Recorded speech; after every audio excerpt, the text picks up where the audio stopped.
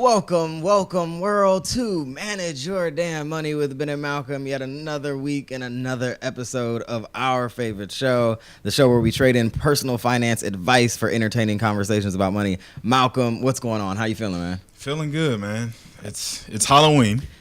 It's Halloween. This is Halloween. Is that really a song? Halloween. What song is that from, Jacob? Nightmare Before Christmas. That is a classic of Halloween. Is that actually a Christmas movie or is it a Halloween? It's both a Halloween. It's a good movie to watch during the holiday season. That's news to me. You've never seen that movie? Nah. Oh my gosh, your childhood was robbed of you, sir. I guess. Indeed it was. But are you doing anything tonight with your old man self? Hiding from kids knocking on my door. That's what I'll be doing. That sounds about right for somebody like you, Malcolm.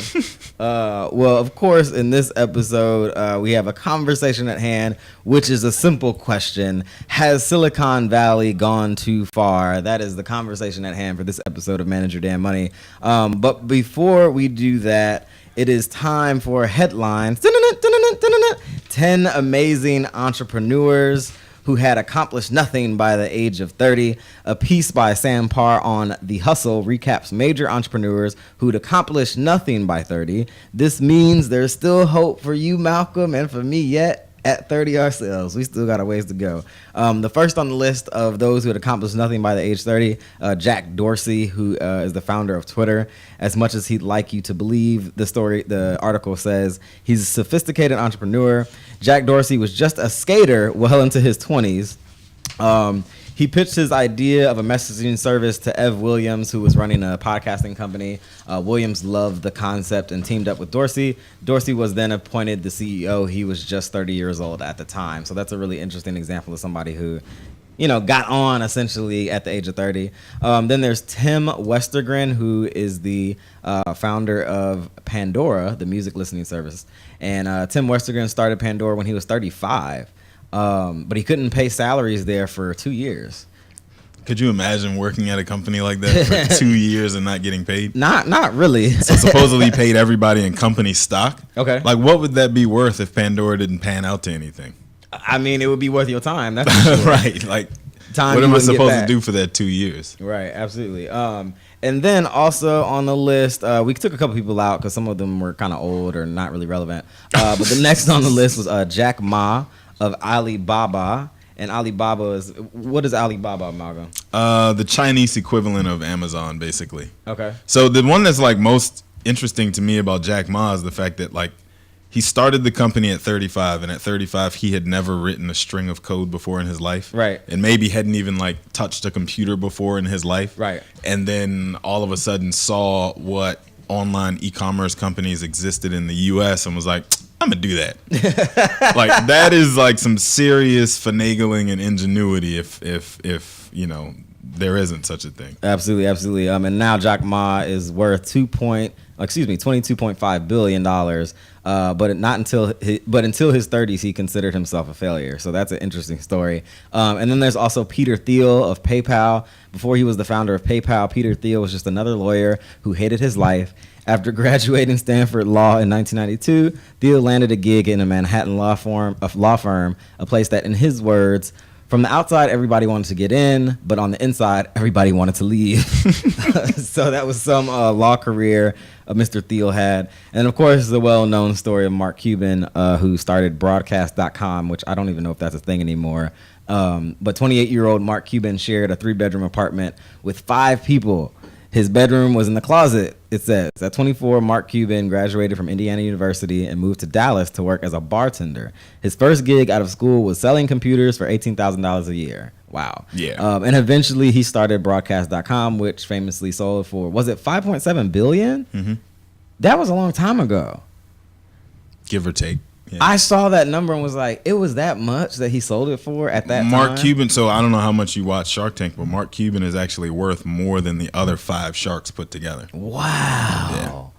Dang, that's why the egos be going back and forth on Shark Tank. It's like, can y'all stop throwing shade back and forth across the stage on Shark Tank? But anyways, what do you take from this? Like, I mean, it's real quick and kind of pithy piece, but I thought it was interesting, like when it came across the timeline, just because, you know, a lot of times, I can't speak for anybody but myself, but a lot of times, like, you just look around and you're like, man, like I've, you know, wasted a bunch of years doing X. That's what it feels like. And like, you know, you look around at somebody like Mark Cuban, who said he got fired from like 9 different jobs before he started his own company. Right. So, you know, sometimes it's good to have that reminder, I think, that, absolutely, you know, you're still on the right course. You just need to trust the process. And two, it's interesting too, especially in this day and age, the millennial generation, everything feels like it needs to happen immediately. Mm-hmm. You know, we live in the world where we can post something on Instagram. What does this remind us, or what does it say to you about like what career actually means, despite what our experience is with like Uber and getting places quickly, getting the food we want quickly? Like, what does it kind of say? So aside from us being the quote unquote microwave generation, absolutely. Aside from that, I mean, it's important, I think, to remember that everybody's career is not a linear thing, right? It's gonna have a whole bunch of squiggly lines along the way, and stops and starts, and so on and so on. So, like I said, I think as long as you just keep heading in the right direction and continuing to swing the bat, so to speak, eventually, you know, you get up to the plate and you hit a home run. So, right, absolutely. You know, for anybody else who needed that reminder, there you go. There's still hope for you yet. We want to remind you, you're listening and watching Manager Dan Money with Ben and Malcolm. This show, of course, is a TV show and a podcast, so it may sound like that as such sometimes. We're going to take a quick music break in a moment, hear from our in-house producer, Mr. Beats by Beeman. But before we do, we want to remind you the conversation at hand for this show. Has Silicon Valley gone too far? We're going to talk about some things and see how we feel about them. And on the other side, we also have some listener-submitted questions that we're going to get our opinions on. This is Manager Dan Money with Ben and Malcolm. We will be right back.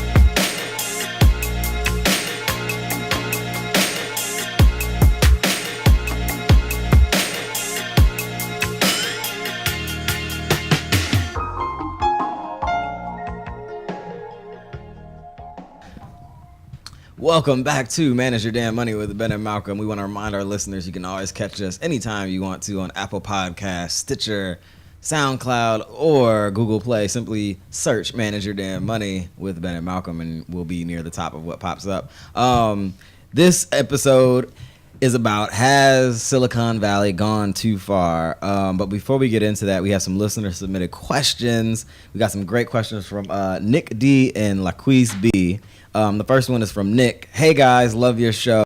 I might have missed it, but what is y'all's take on spare change investing apps? I'm 22 and just starting out in the field of my future degree. My monthly budget leaves about $20 of savings. I would like to start investing, but I don't think that's enough to roll with. Thanks guys, and I'm trying to be good with my money. So Nick, it sounds like he's starting out in his career. He's 22, so that's, if you're not making a lot of money, Nick, that's okay. That's normal for a 22-year-old. What's your take on like using spare change investing apps that we've talked about from time to time here on the show? And, you know, should you use them? Is he too early? What's your take on that, Malcolm? I think the spare change apps are great for people who are trying to save money. Okay. So the ones that, like, basically, for those of you who aren't familiar, they take whatever the difference between the cents portion of your purchase and transfer it into a separate savings account. So, for example, if you spend 97 cents at 7-Eleven, Right. the other 3 cents to the dollar Right. gets transferred into a savings account. I think those are great because you don't recognize at the time that you're even doing it, especially if you don't log in and look at how much you've been able to save. Sure. But the challenge to that is if you are then turning that around and investing that money, I think it's probably a little bit premature in this case. Right. Like $20 a month of Slack really doesn't leave you enough for it hits the fan fund, Right. if you will. And so I think he's probably a little bit too early in that regard. Yeah, and I would probably suggest focusing on building your savings just outright. So whether it's just like a traditional savings account or some basics, some other kind of savings mechanism, investing is something that you do with extra money that you don't need.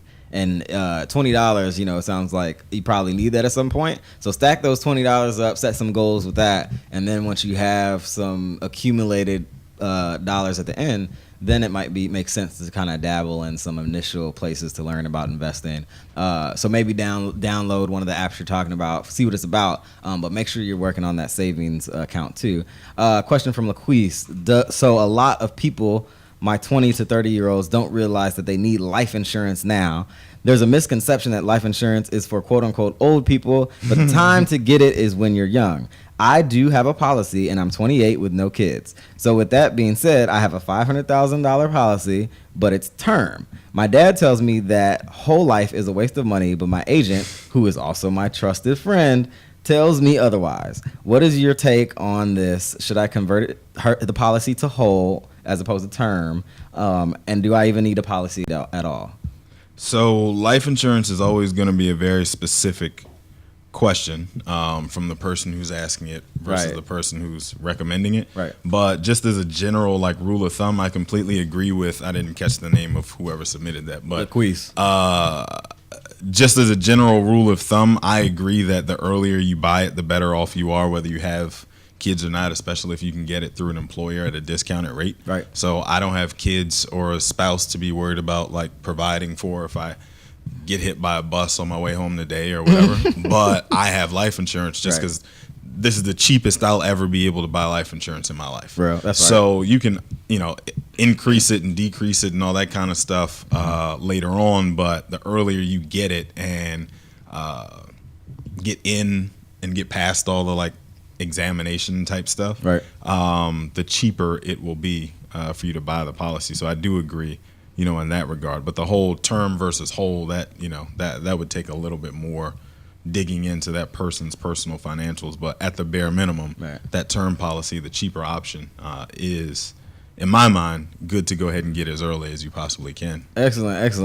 And then we want to remind folks, if you have a question or you want some topic covered and want to hear what we have to think about it, or maybe we can get a guest on to talk about it, send your questions to info@manageyourdamnmoney.com. Now, on to the conversation at hand for this episode of Manage Your Damn Money. Has Silicon Valley gone too far? What in many cases started as wholesome ideas centered around novel but useful business purposes, Facebook, Amazon, Uber, and others are facing new challenges and questions around their businesses and service practices. For example, Facebook. Should anyone be allowed to buy ads on a platform? Or are there limits and rules to how ads can be shown? And should the buyer of the said ads be disclosed? If you've been watching the news, you might understand why I'm asking this question, or at least some news outlets. Amazon, can you really trust a delivery person to enter your home? Uber, was withholding the tip really worth the angst you cause for your dedicated but also part-time driving force? In this episode of Manage Your Damn Money, we're asking the question, has Silicon Valley gone too far? Now, Malcolm, you were the one who kind of conceived of this idea of a show. What were your initial thoughts when you started putting this together in your mind? Well, that I do personally think Silicon Valley has gone way too far. So this is just a soapbox show for Malcolm. So we'll say that at the beginning. But continue. Go ahead. No, not at all. So there's an article that came out via the New York Times, I think a couple weeks ago now, about Silicon Valley and at its core when it first, kind of became this destination / ecosystem back in the late 60s, early 70s. Right. And there were all these professors from MIT and Stanford and other computer tech hubs Right. that are well respected around the country where people had kind of concerns Right. around what could be made of this Thing. if it was made to be the thing that it eventually went on to become. It was in theory though at the time, and Correct. we have this story. We'll get into that a little bit later. But go ahead, continue. It was definitely a theory. It was cause for concern for a few who kind of got drowned out by the folks who looked at what could be.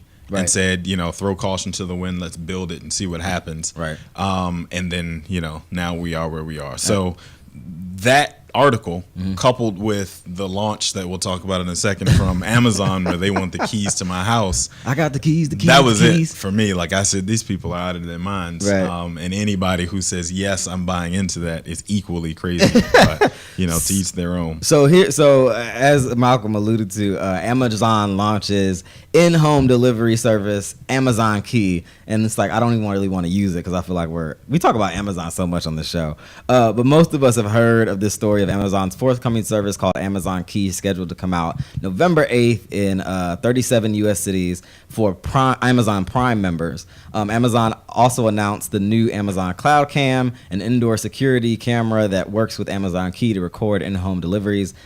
Essentially, it works like this. The Amazon Key in-home kit includes a cloud cam and a smart lock, and it's priced at about $250. The cloud cam also works with other Amazon devices like Echo Show and Amazon Fire TV, and with subscriptions, and can operate with up to 10 cameras. So it's kind of like a pseudo security system, in addition to it being something that allows people to deliver stuff to your home straight away.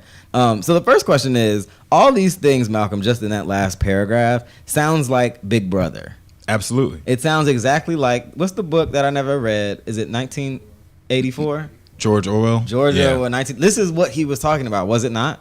So you blew through it kind of fast, but the fact that this system can operate 10 cameras within your home at any given time, you took the word right out of my mouth. So just picture for a second Amazon having cameras trained in 10 separate locations in your house, and it has photo recognition technology where you store your toilet paper. So it can very easily say to you, you don't have any toilet paper because you haven't bought any from us in the last 3 months. You're low on laundry detergent. Click this button here and we'll order you some to your house straight away. Or just tell Alexa what you want her to do. How many sheets would you like? 2-ply, 3-ply? We don't care. We'll send it to Alexa, I need some more Tampax. That essentially is how it could be set up to be used against you. Absolutely. And that's just in its most benign sense. Let's not even get into the AI conspiracy side of it, right? Where it kind of takes over your home on its own. Right. I just think, that is utterly ridiculous to me, but people have already pre-ordered their Amazon Key. So let me explain exactly how Amazon Key specifically works. When a courier arrives with the package for an in-home delivery, they scan the barcode, sending a request to Amazon's cloud. If everything checks out, the cloud grants permission by sending a message back to the camera, which starts recording. The courier then gets a prompt on their app, swipes the screen, and voila, your door unlocks. They drop off the package, relock the door with another swipe, and they're on their way. The customer will get a notification that their delivery has arrived, along with a short video showing the drop-off to confirm everything was done properly. And also, Walmart is coming out with a service that is similar in that it ties into home appliances and add-ons and stuff. So Amazon Key will be integrated with over 1,200 service providers across 60 professions. So, for example, you'll log onto the website or app of a service like Rover.com or Mary Maids, and there will be a button offering the option for in-home service through Amazon Key. So, essentially, anything that you want done in your home, there's an open door. Right. So 60 different service professionals effectively could have access to your house at any given time. If you want the services. So, like a dog walker can come to your house and get access. Is this not crazy? Like, could you imagine the SVU episodes that are going to be ripped from the headlines? My God. After this has been a thing long enough? Hold on. I don't even know if this is a copyright problem, but I'm going to do it anyway. In the criminal justice system, sexually based offenses are considered especially Why do you know that heinous. by heart? In New York City, the dedicated detectives who investigate these vicious felonies are members of an elite squad known as the Special Victims Unit. These are their stories. How do you know that by heart? Because we watch a lot of SVU at our house. But anyway, you're right, Malcolm. Like, this is a whole nother area of story and area to get into, of areas we never even explored, like cameras Not only we have never explored, we should not explore. Like let's be clear here. It's not we haven't explored it because just nobody got to it yet. Right. We haven't explored it because no. Right. Like because no.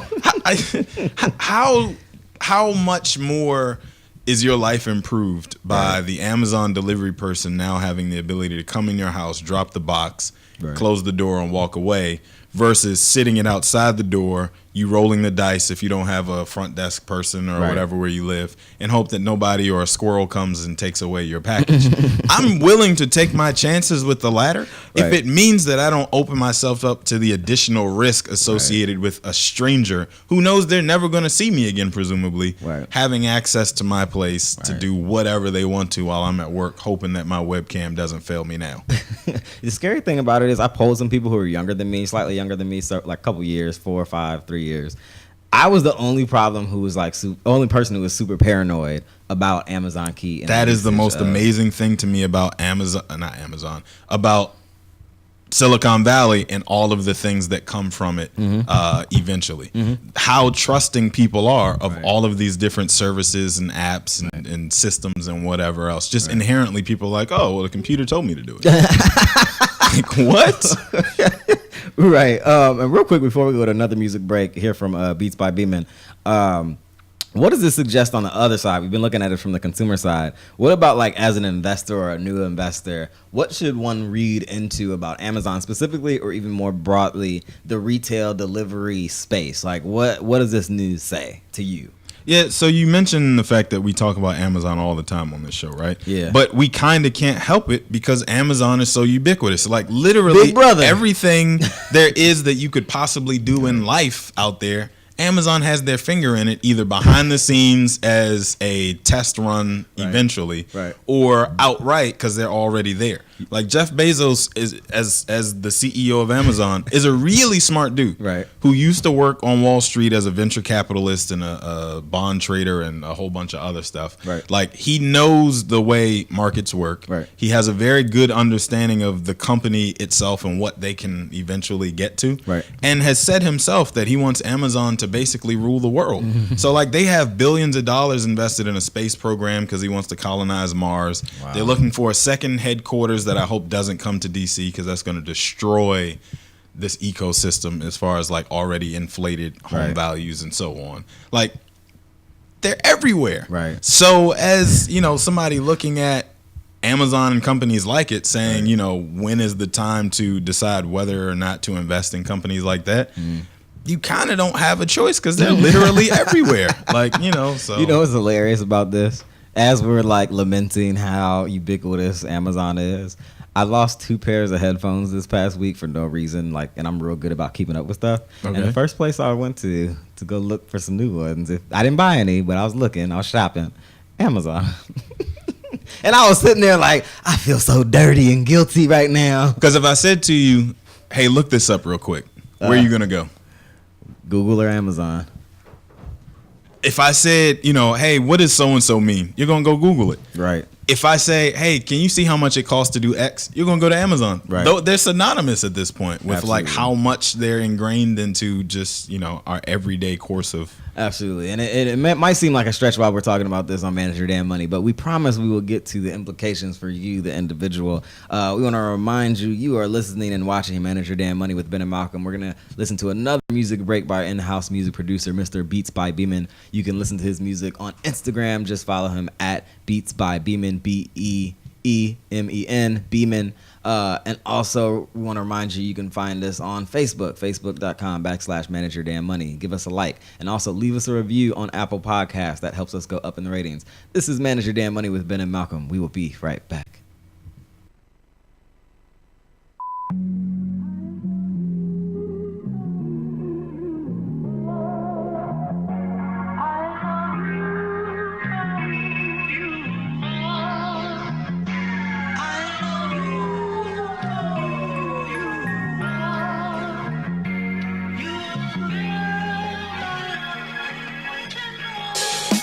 Listen.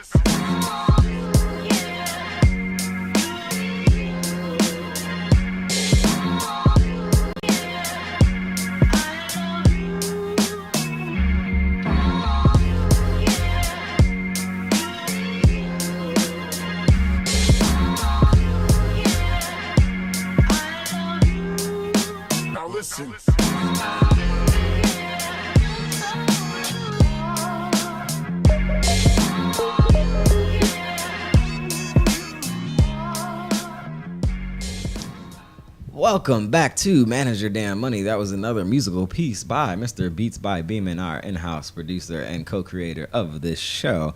Today's conversation at hand, has Silicon Valley gone too far? To some extent, I feel like we sound like old men right now, Malcolm. But at the same time, I feel like we're the old man telling people, like, the wave is coming. Don't go out on the beach because it's about to be a tsunami. Back up. That's kind of how I feel. But anyway, as you mentioned earlier in the show, Malcolm, this whole idea was kind of based upon, like, we've kind of alluded to this notion earlier and in different points throughout the podcast series and show.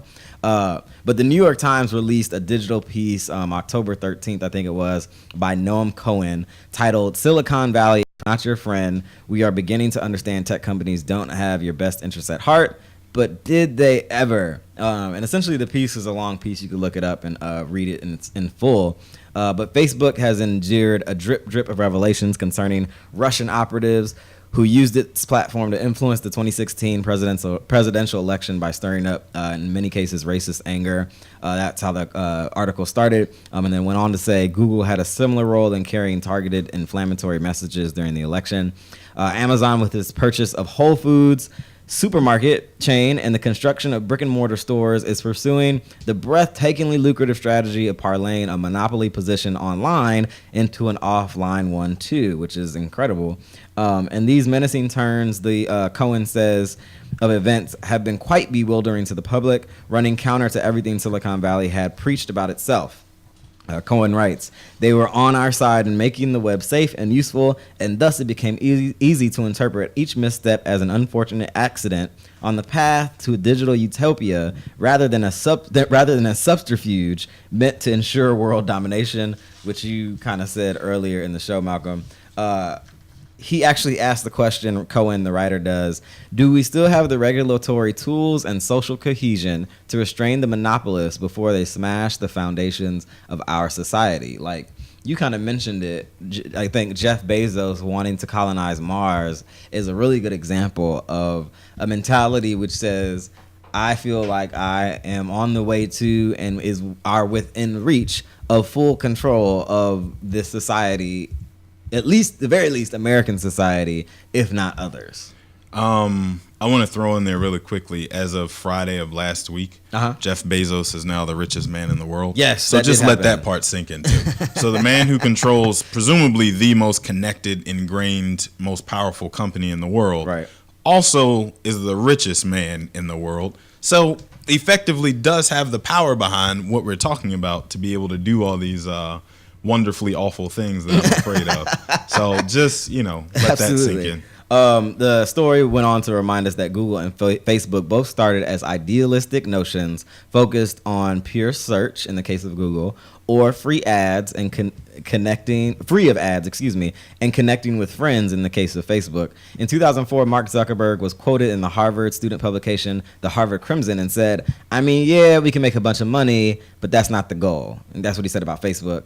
In the end, Mr. Brin and Mr. Page, who are founders and the originators of the idea of Google, agreed under pressure to display advertising alongside search results and eventually to allow an outside chief executive come in. Mr. Zuckerberg also agreed to include ads within the news feed, which we're all familiar with.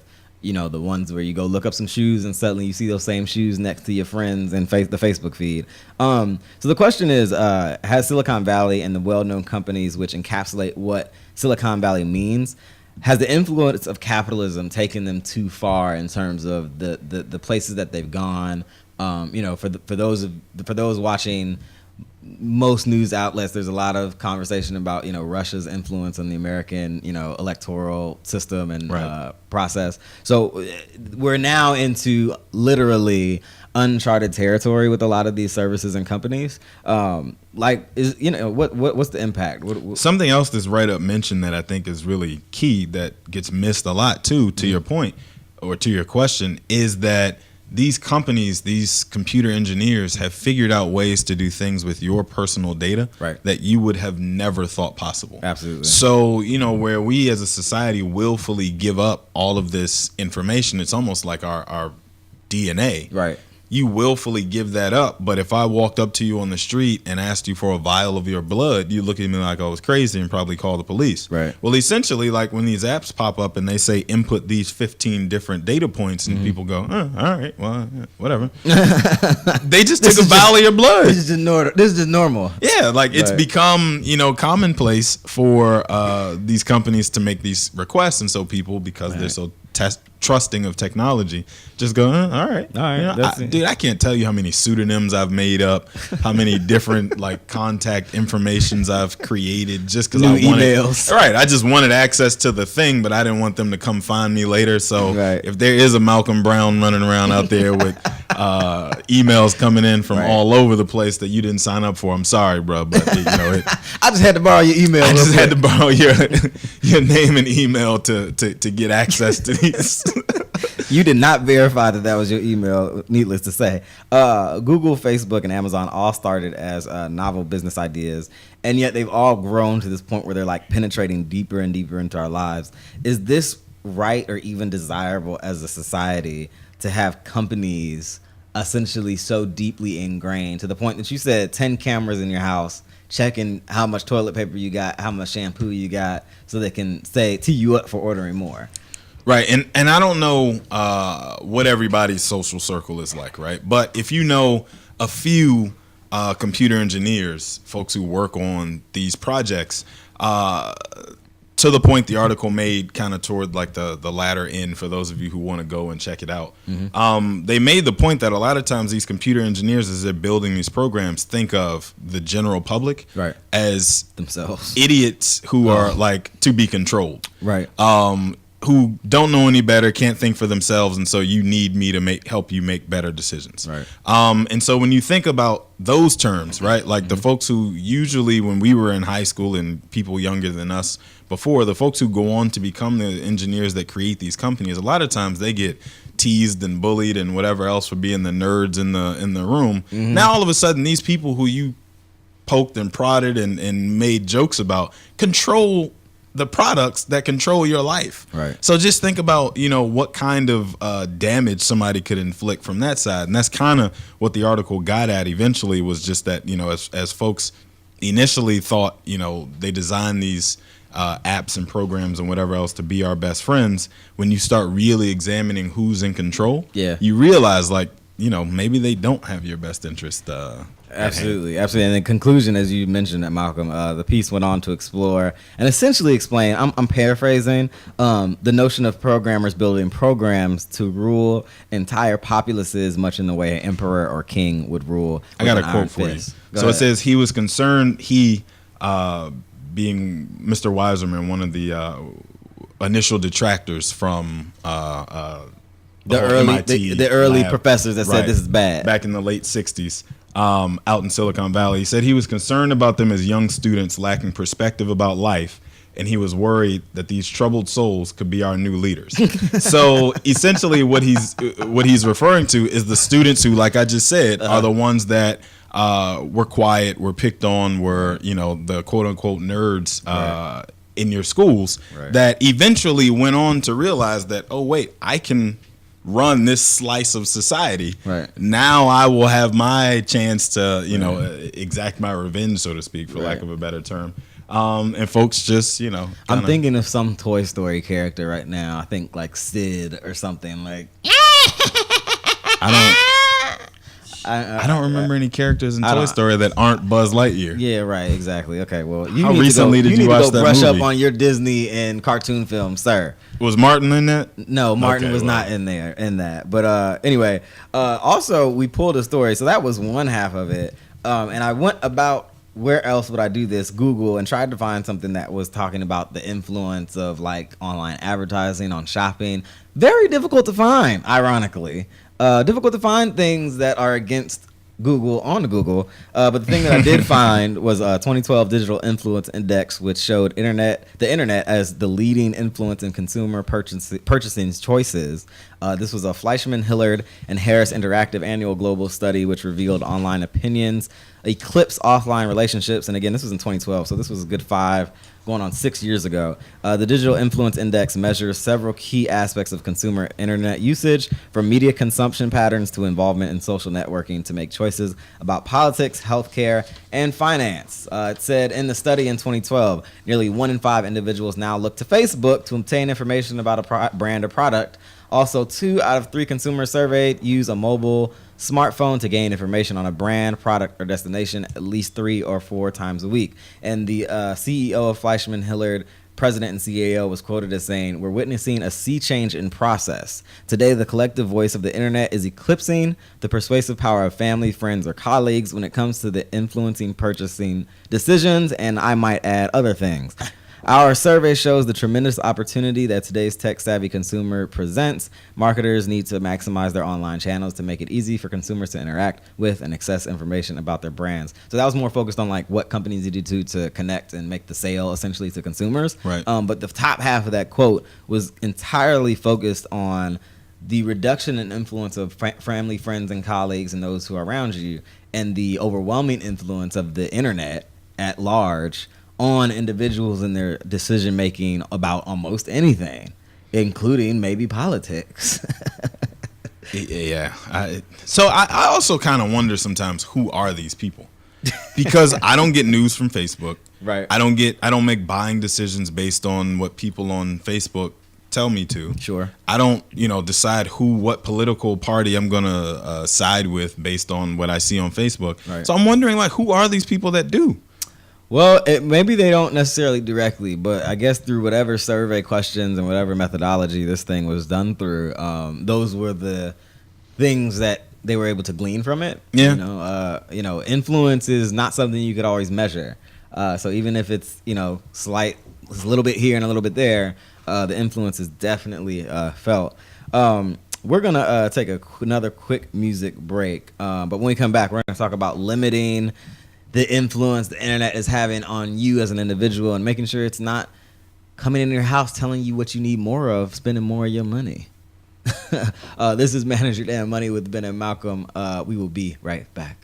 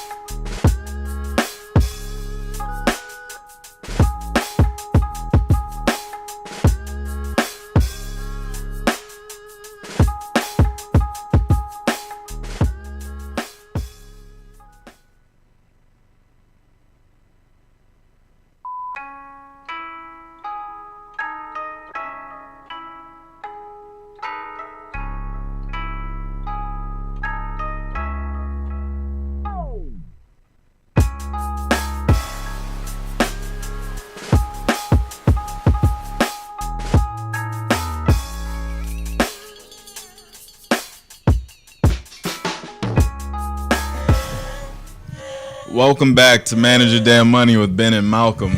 On this Halloween edition, apparently Ben has to get out of here and go trick-or-treating.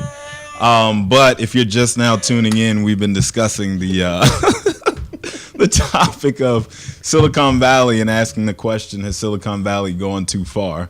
And Ben, if he's done with this trick-or-treating. I'm done. There was a random mask in here that makes the Chewbacca sound, so I had to put it on because that's what we do.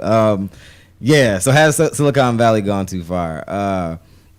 What are the ways to limit the influence the internet and these products getting closer and closer to us What are the ways that we can like limit the way that they influence or impact our financial decision making? I don't even think.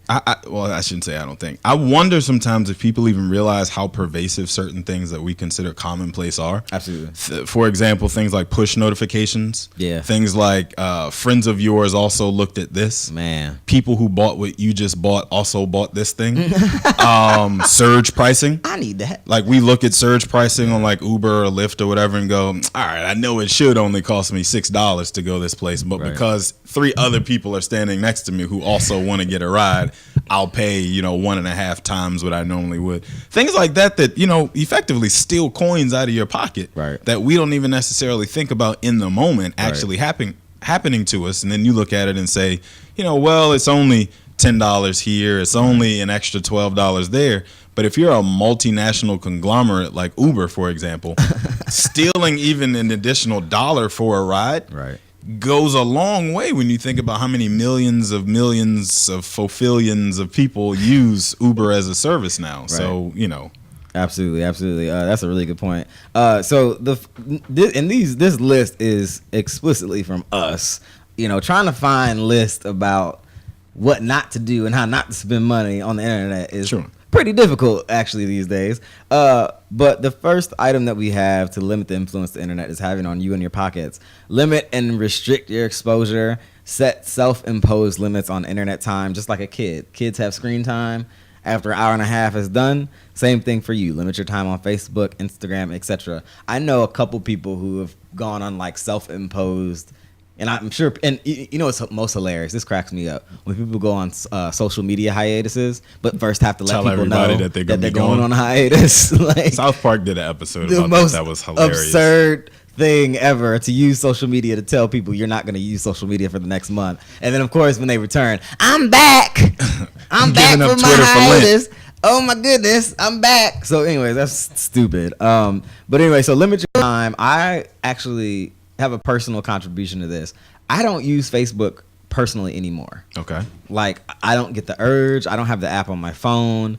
I don't use it as a social tool at all. I use it explicitly for and only for manage your damn money. That's it. I had to delete it myself. Really? From my phone. Okay.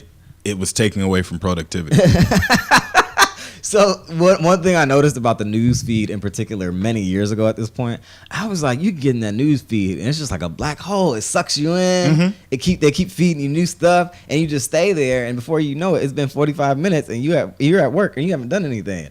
So I slowly weaned myself off. And then I was like going once a day. Then it became like once a week. And then like I would check in twice a month. And now I literally have no urge to see the Facebook feed. In fact, I do everything I can to avoid it. I listened to this interview that Mark Zuckerberg did on somebody else's podcast once. And he was talking about how you only really need 10 friends on Facebook for it to be effective for Facebook. Right. And so he basically said if they could get you to interact with 10 friends on a regular basis, be an active user, those 10 people would add 10 friends that they constantly interact with, and those people would add 10 friends and so on and so on. And that's their critical number. Right. And so if you notice on your Facebook feed, your live feed that you're talking about, it's always the same 10 people who populate the very top of your feed. And the reason is their algorithm has decided based on the pages that you visit the most, are the people, and those people who check your page the most and interact with you the most frequently. Right. Those are the people who are most likely to keep you on Facebook longer. So like there's a lot of like thought and math that went into creating that. But to your point, it's designed to keep your eyeballs there as long as possible, and that's why the news feed operates the way it does. Right, and I think that goes for almost any and all news feeds that aren't like based on just time. Like Twitter, I think is still based on like time, like who tweeted what when, and it shows you that order, or at least that's what I think happens. I don't even know what Twitter's doing with their life now. Like I see stuff from 5 days ago. I see stuff like who knows. Well, I guess we don't know. The second thing we would suggest. Understand that what you see does influence you. Understanding the influence your exposure to ads and visuals from friends and people you follow has an influence on you and your life and the way that you feel about things. Manage exposure to those things as well. I think one of the things that's always talked about are millennials and even younger than millennials ways in how they feel down about themselves because they're on social media all day. And so they're seeing everyone's highlights, not necessarily understanding that this is a highlight, not someone's entire life. So you don't need to feel depressed about your own. The Instagram effect. The Instagram effect. There are many Instagram effects. But understand that everything that you do see on the internet influences you, especially if you're not aware of the fact that it is and has an influencing effect. Also, assume your internet habits are tracked. Take action to reduce the ability of companies to track you and your activity by turning off location services, for example, inside of apps like Uber, and not allowing apps to unnecessarily track your whereabouts. Another story. For a minute, Uber took out you know how you get an app and it says, can it use your location? And it gives you the option, always, only when I'm using the app, and never. Right? Uber took out the only when I'm using the app for a little while, and it's back. So I noticed the ones that do that. There are still some that you either have always or never. Right. That just seems like it should be illegal to me. That deserves legislation. Absolutely. But, our government, I hate to say it this way because I'm going to sound ageist, but our government is typically made up of people who are like twice my age. Right. Who have absolutely no idea a lot of times what we're even talking about when we discuss like push notifications or the fact that like your location. Maybe somebody pushed you. So the government as it stands, like Congress, our senators and such, they're like 65, 75, and old don't as John have McCain. Context for any of the ways that these things are used. As far as things they sit around and decide to legislate, because these are things that they look at and say, this affects my constituents, and so I need to jump on this. Right. This is so far from the radar of things to even be concerned about as an elected official that it never really makes it to anybody's desk, and if it does, it gets knocked down as that's just some of that millennial nonsense. So, as much as it should be legislated, I just don't see a lot of hope for any meaningful legislation as it stands, because the people who make the laws in this country a lot of times have no idea what we're even talking about with this. The digital divide, I guess, is what I'm getting at. Right. So we just got to stand on the soapbox, Malcolm, out in the street, and let people know, turn off your location services. But anyway, yes, make sure you realize and understand all your activities are tracked. Across platforms, across devices, legit. Like, I go to my work computer, I'll look at something, and then I'll see an ad for it in my Instagram feed, and I don't know how they're correlating the two, but I know that they've done it, and I know there's something I have to turn off to make it because you stay logged into your email account. Well, it's too different. It's not even. Yeah, you're right. I'm wrong, Malcolm. You're right. You're right. Okay.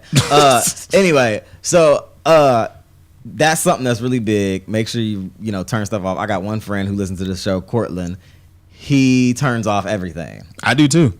Yeah. Okay. So y'all one and the same. I turn on Wi-Fi when I walk into a building and I need it. I turn on Bluetooth when I want to listen to some music. Right. Turn on location services when I absolutely have to. So you go back and turn it off when you're done? I go through the trouble of turning it off because I don't want like any. Have you ever noticed in your iPhone the function on there where it shows like the history of everywhere you've ever been? Yeah, I think there's a function in there that in the settings, it actually can report to you for the last like 90 days or something. Yeah. Every single place you geolocated that you spent any amount of time. The car, that is like enormously scary to me. One thing that freaks me and my wife out is when we get in the car, the phone will tell us, "Oh, you're going to work." Like it knows you're like going to work. You open like the maps and the suggestions on there are like it'll take you 35 minutes to drive home right now. Yeah, man. And I've never even put my address into my phone. I'm about to get a flip phone. I'm about to get a flip phone after the day. You joke. I've actually considered going back to like one of the brick phones that doesn't have any internet connectivity whatsoever. Like, I'm about to be on analog. Dude, I am so ready. Man. What spurred it for me, I saw an announcement that there's a feature for Target. I might have even told you when I noticed this because I was so outraged and I needed some other grumpy old man to share my outrage. Like, there's a feature now on the Target app. Okay. When you walk into Target, the shop. Yeah. Target, when you walk into the store, if you have your location services on, it knows that you are now in a Target location, and it brings up your shopping cart. Man. So anything you've added to your shopping cart on the Target app once you walk into their store, it immediately comes up on your phone and says, "Hey, are you looking for these items?" Man, that is like ridiculously too forward for me. Like I just met you, okay? Like don't ask for too much. Right. We only got 2 more on our list for ways to limit the influence the internet is having on your purchasing and financial decisions. Limit what vendors have your credit card on file. We've said this a bunch of times on this show before. But the ease of purchase makes the purchase easy. Give yourself extra hurdles before making every purchase. And also that has a value in terms of making sure that different companies don't have your credit card information on file for security purposes, but also for in case they get Equifaxed. Right, in case they get that's a verb, Equifaxed. There's just somebody should apply that in like a basketball game. Somebody gets dunked on. He just got Equifaxed. What? I don't know. Anyway, the last thing on the list: be skeptical about any and all signups, as Malcolm said, or excuse me, Malcolm Brown said. Be skeptical about things that you have to sign up for. There's always a catch. If you're signing up, your information is being used, collected, and or sold in some way, shape, or form. And that concludes our old man don't do this with the internet list. So we're like, as I said, I polled some people who are like slightly younger than myself, and none of them had a problem with like the concept of Amazon Key. Like certainly not to the revulsion levels that I had. So maybe it's not for us. Maybe we on the other side here, Malcolm. So I'll give you, in closing, the piece that I took away. I don't even remember if it was this article we just mentioned or another one that I read. But the quote that I took away from it was, if you are not paying for the service, right, you are the product that's being sold. Well, keep that in mind as you use these different features and ways of making your life easier. Right. Just because it's free doesn't mean it's free. Absolutely. Or you could just buy a flip phone and just get rid of your computer and go to the library to do your internet work. I'm tempted. Well, I think we've answered the question, at least as far as Ben and Malcolm are concerned. Silicon Valley has gone too far. We want to remind people you can always listen to episodes of Manage Your Damn Money on Apple Podcast. You can find us on SoundCloud, soundcloud.com/Manage Your Damn Money. You can also find us on Stitcher and Google Play. Simply search Manage Your Damn Money. If you have a question that you want us to answer or a topic you want us to cover, hit us, info@manageyourdamnmoney.com. You can always find us on our website, www.manageyourdamnmoney.com. That's about it, Malcolm. Another great show. Another great episode of Grumpy Old Men. Indeed. That's what we should change the title to Grumpy Old Men. This has been another episode of Manage Your Damn Money. Until next time, be good with your money. Peace. Peace.